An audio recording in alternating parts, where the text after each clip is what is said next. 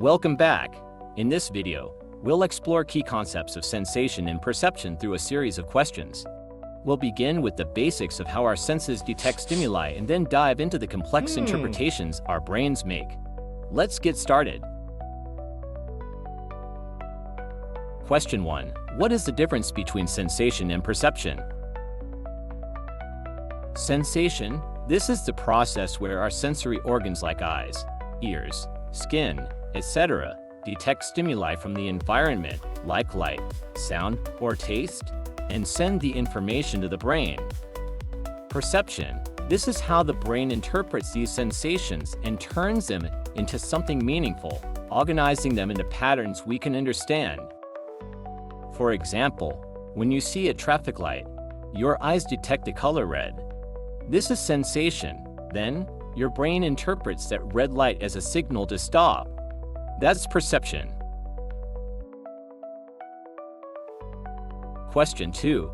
What is Weber's law, and how does it explain the relationship between stimulus intensity and perception? Weber's law states that the smallest noticeable difference in a stimulus is proportional to the original intensity of that stimulus.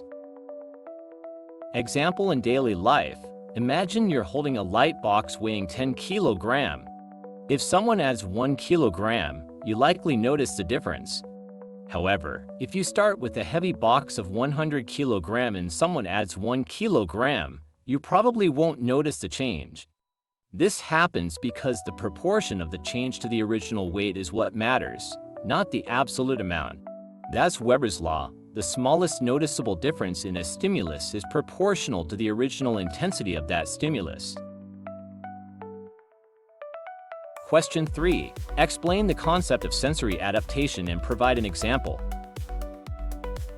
Sensory adaptation occurs when sensory receptors become less sensitive to constant stimuli over time. For example, when you first jump into a cold swimming pool, you might feel a chill, but after a few minutes, you no longer notice the cold water. Similarly, when entering a room with a strong odor, like garbage, you may notice the smell at first but become desensitized to it. By the way, this PDF is presented by Ethiopian Education. You can get the psychology chapter to PDF for free from the Ethiopian University Freshman Telegram channel. I'll put the link in the description. After you join the channel, just search for SPPDF to find it quickly. Question 4. What are the key factors that determine what we focus on in our perceptual field? There are internal and external factors that influences our focus or attention. Let's start with external factors. Size and intensity. Larger or brighter stimuli attract more attention. For example, bright advertisements catch our eye more than dull ones. Repetition. Repeated stimuli are more likely to be noticed. A misspelled word in a paragraph becomes easier to spot if it appears multiple times. Novelty. New or unusual stimuli stand out. For instance, a unique fashion choice in a crowd will draw attention. Movement. Moving objects attract attention more than stationary ones. This instinctual response helps us notice potential threats in our environment. Internal factors. Set or expectancy. This refers to a person's readiness to perceive certain stimuli. For example, a husband waiting for an important call may hear the phone ring at night while his wife does not. Motives and needs. Individuals pay attention to stimuli that satisfy their needs. A hungry person is likely to notice food-related cues more than someone who is not hungry. Question 5. Explain the concept of closure in perceptual organization and describe how it helps us perceive incomplete figures as whole. There are several principles guide how we organize visual information. One of them is closure. Closure. Our minds tend to fill in gaps to create a complete image. For example, a broken circle will be perceived as a whole circle, completing the form despite missing segments. Question 6. What is retinal disparity, and how does it contribute to depth perception? Depth perception is the ability to perceive the distance of objects in a three-dimensional world.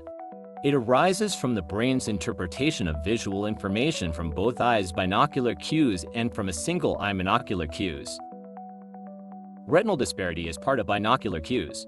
This refers to the slight difference in the images seen by each eye. The closer an object is, the greater the disparity. For example, when you hold a finger in front of your face and switch between closing each eye, you see the background shift, indicating depth. Question 7. What is size constancy, and how does it help us perceive objects consistently despite changes in distance? Size constancy. This refers to the perception of an object as maintaining its size, even when the retinal image size changes due to distance. For instance, a car viewed from a block away appears the same size as one viewed from half a block away, despite producing a smaller retinal image. Alcohol can disrupt size constancy, leading individuals to underestimate the size of objects, potentially increasing the risk of accidents. Question 8. Give an example of shape constancy in everyday life. Shape constancy. This ensures that objects are perceived as maintaining their normal shape, regardless of viewing angle. For example, when you view a closed book from different angles, it appears rectangular even if it does not project a rectangular image on your retina. The brain compensates for the angle, preserving the perception of shape. Question 9. How do perceptual illusions, like the Muller-Lyer illusion, demonstrate the brain's role in interpreting sensory information? Muller-Lyer illusion. In this illusion, two lines of equal length appear different because of the direction of arrowheads at their ends. The line with outward-facing arrowheads appears longer. This can be explained by size constancy. The line resembling an inside corner of a room is perceived as farther away than the one resembling an outside corner, making it seem longer. Question 10.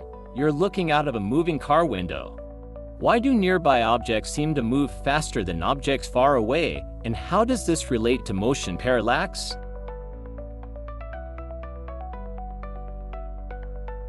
Motion parallax is a depth cue where nearby objects appear to move faster than distant objects when you are in motion.